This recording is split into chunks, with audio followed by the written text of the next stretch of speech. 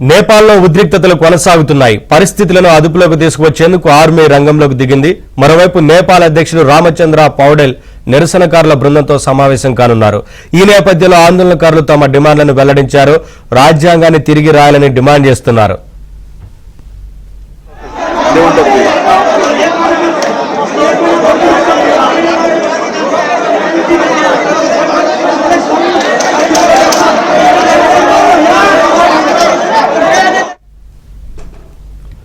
ప్రజలంతా ఇళ్లలోనే ఉండాలని ఆదేశాలు జారీ చేశారు. నిరసనకారులు చర్చలకు రావాలని chief of army staff general Ashok Raj Sigdel పిలుపునిచ్చారు. ఈ కర్ఫ్యూ వేళ విధ్వంసం, దోపిడీ, దాడులు వంటి చర్యలకు పాల్పడితే కఠిన చర్యలు ఉంటాయని హెచ్చరించారు.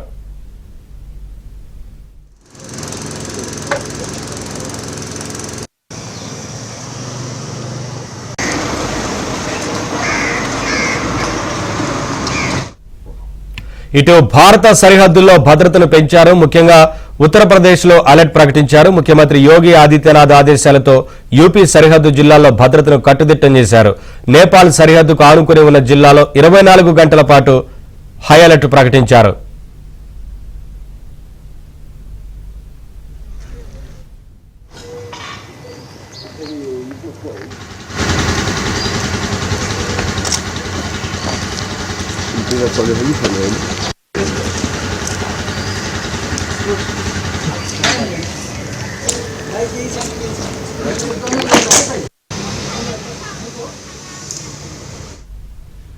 నేపాల్లో పరిస్థితులు ఆందోళనకరంగా మారాయి. ప్రభుత్వంపై ఆగ్రహంతో ఉన్న ప్రజలు రెచ్చిపోతున్నారు. పోలీసులు సైతం చేతులెత్తేయడంతో షోరూంలోకి దూరి లూటీ చేస్తున్నారు. టీవీలు, ఏసీలు, ఫ్రిడ్జ్లు సహా ఏది దొరికితే అది ఎత్తుకెళ్తున్నారు. దీనికి సంబంధించిన వీడియోలు వైరల్ అవుతున్నాయి.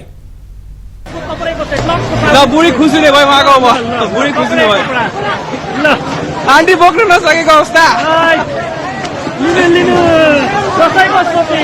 सवाल कहाँ कि झगडा पूरे लेडीज को कपड़े को ल बुढी खुसी नै भयो उहाँको बुढी खुसी नै भयो आंटी बोक्नु नसकेको अवस्था सवाल कहाँ कि झगडा पूरे लेडीज को कपड़े को ल बुढी खुसी नै भयो उहाँको बुढी खुसी नै भयो आंटी बोक्नु नसकेको अवस्था